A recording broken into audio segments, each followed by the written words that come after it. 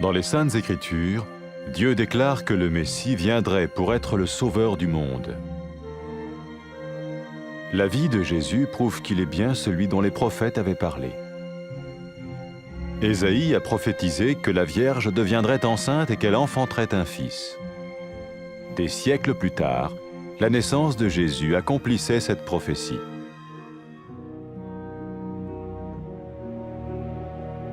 Les Saintes Écritures déclaraient que le saint à naître serait appelé le Fils de Dieu. Cela signifiait que Jésus serait le Fils de Dieu au sens spirituel et non au sens physique. Nous le voyons par sa manière de vivre. Il a guéri des malades, il a pardonné leurs péchés, les a ramenés à Dieu et leur a promis une place dans le royaume éternel de Dieu. Il s'est offert lui-même en sacrifice pour le péché à leur place. Puis il est revenu à la vie, victorieux sur la mort selon le plan de Dieu.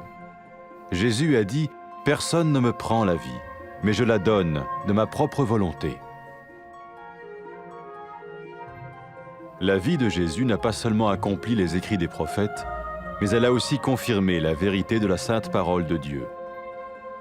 Les prophètes avaient écrit « Ta parole, ô mon Dieu, est parfaite, elle dure à toujours ». Jésus lui-même a dit « Le ciel et la terre disparaîtront, tandis que mes paroles ne disparaîtront jamais. » Jésus est venu pour nous donner la vie dans toute sa plénitude.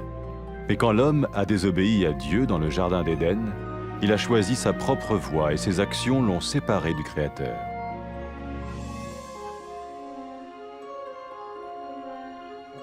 Les Saintes Écritures déclarent que tous ont péché et que le salaire que paye le péché, c'est la mort.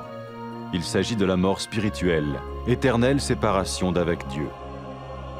Mais tout comme Dieu a donné un bélier pour qu'il meure à la place du fils d'Abraham, ainsi il a envoyé Jésus, le Messie, mourir à notre place. Sa vie, sa mort et sa résurrection restaurent la relation entre Dieu et tous ceux qui mettent leur confiance en lui.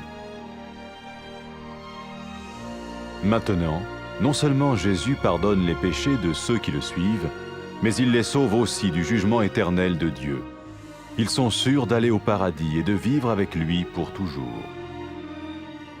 C'est cette vie et cette liberté de la culpabilité et du pouvoir du péché que Jésus offre à chacun aujourd'hui. Cela ne veut pas dire suivre une religion, mais choisir d'avoir foi en Jésus qui dit « Je me tiens à la porte et je frappe.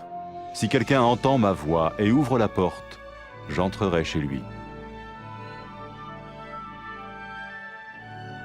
Cela veut dire se tourner vers Dieu et croire que Jésus vient dans nos vies pardonner nos péchés et nous rendre tels qu'il veut que nous soyons. Il ne suffit pas d'approuver intellectuellement ce qu'il dit, ni de vivre une expérience émotionnelle. Nous le recevons par grâce, au moyen de la foi, par un acte de notre volonté. Lorsque quelqu'un est prêt à suivre Jésus le Messie, il peut lui parler par une simple prière.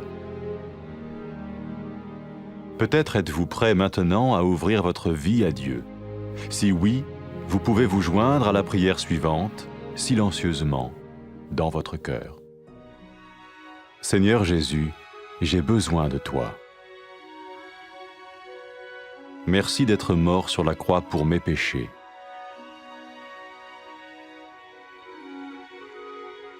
Je confesse mes péchés et je m'en repens.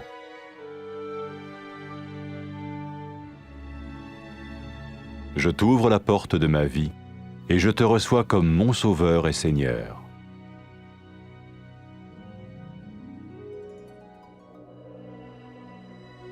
Merci de me pardonner mes péchés et de me donner la vie éternelle.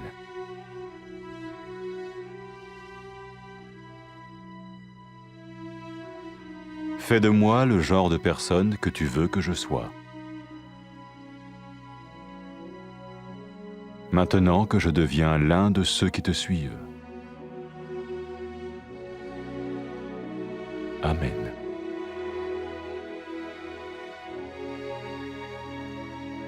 Jésus a dit à propos de ses disciples, « Mes brebis écoutent ma voix, je les connais et elles me suivent. » Pour expérimenter la vie en abondance promise par Jésus, Ceux qui le suivent parlent à Dieu chaque jour dans la prière et lisent ou écoutent sa parole.